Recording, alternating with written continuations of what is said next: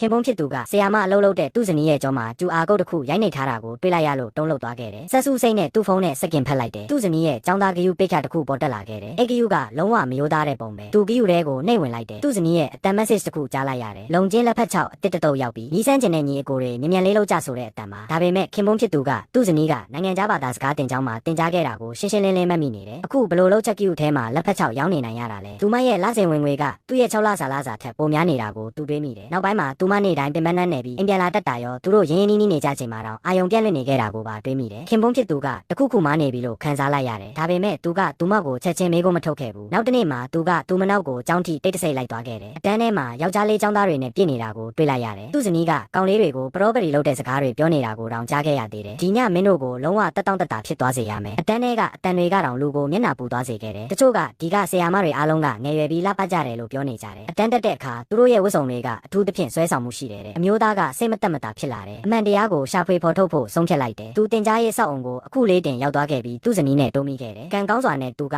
ကောင်းကောင်းပုံဖြတ်ထားခဲ့တယ်သူမကသူ့ကိုမမှတ်မိခဲ့ဘူးသူနောက်ထပ်ကြားလိုက်ရတဲ့ຢာကသူ့ကိုပို့ပြီးတော့တောင်ကြောင်တောင်ဖြစ်သွားစေခဲ့တယ်ဆရာမရန်ဒီညအားလာကျွန်တော်ဆရာမစီကတယောက်ချင်းတီးတန့်တင်တန်းတောင်းကျင်လို့ပါဒီညကတော့အကုန်ပြည့်သွားပြီးနောက်တစ်ရက်ချင်းကြရအောင်အမျိုးသားကဘလို့တန်းမျိုးကတယောက်ချင်းတီးတန့်တင်တန်းလိုအမှန်နားမလည်နိုင်ခဲ့ဘူးသူကအเจ้าကတိတ်တဆိတ်မရိုးသားတဲ့တခုခုလုပ်နေတယ်လို့တန်တရားဝင်ခဲ့တယ်ဒါကြောင့်သူကတင်ကန်းစာတစ်ခုကိုချောင်းသားထောင်ဖို့အဆောက်အုံစီသွားခဲ့တယ်လက်ထောက်ကသူဘာအေးတောက်မလဲလို့မေးခဲ့တယ်သူကလုံချင်းလက်ဖက်6လို့ရုတ်တရက်ပြောချလိုက်တယ်ဒါပေမဲ့လက်ထောက်ကသူတို့မှအဲ့ဒီလိုလက်ဖက်6မျိုးမရှိသေးဘူးလို့ပြောခဲ့တယ်အမျိုးသားကသူတို့အဲ့ဒါကိုပြောခဲ့ကြတာကြားလိုက်ရတယ်ဆိုတာတေချာနေခဲ့တယ်ဒါကသူ့ကိုအတန်တွေထွက်ပေါ်လာခဲ့တဲ့စာတင်ကန်းပေါ်ပို့ပြီးတော့တောင်ဆက်စုကျင်စိတ်ဖြစ်သွားစေခဲ့တယ်သူကလက်ထောက်ကိုအဲ့ဒီမှာဘာသာရဲ့တင်ကြားတယ်လို့မေးခဲ့တယ်လက်ထောက်ကဒါကအဖွဲ့ဝင်တွေအတွက်ပဲဖွင့်လှစ်တဲ့စာတင်ကန်းတစ်ခန်းဖြစ်တယ်လို့ပြောခဲ့တယ်ပိုက်ဆံနီးနေပေးခဲ့ရင်ဘယ်သူမဆိုဝင်လို့ရတယ်အမျိုးသားကသူ့ရဲ့တန်တရားကိုပို့ပြီးတော့တောင်တေချာသွားတယ်လို့ခံစားလိုက်ရတယ်ဒါပေမဲ့သူကဒီနေ့အိမ်ကနေအချိန်ကြာကြီးထွက်ခွာနေခဲ့ပြီသူ့ဇနီးကသူမရှိတာကိုတတိထားမိမှာကိုစိုးရိမ်ခဲ့တယ်ဒါကြောင့်သူကအိမ်ကိုအရင်ပြန်ပြီးအစီအစဉ်တစ်ခုစဉ်းစားဖို့ဆုံးဖြတ်ခဲ့တယ်ညနေတစ်ခေါက်မှာသူတလူလူတလိမ့်လိမ့်နဲ့အိမ်မပြောနိုင်ခဲ့ဘူးနေ့ဘက်ကမိကုန်းတွေကသူ့စိတ်ထဲမှာထက်ခါတလဲလဲပြန်ပေါ်နေခဲ့တယ်လုံချင်းလက်ဖက်6မှာတခြားအတိတ်ပဲတစ်ခုရှိတယ်ဆိုတာသူတေချာသလိုခံစားနေရတယ်တင်တန်းကညဘက်မှာရှိတယ်လို့ចောင်းသားပြောခဲ့တာကိုသူတတိယသွားတယ်အဲ့ဒီညက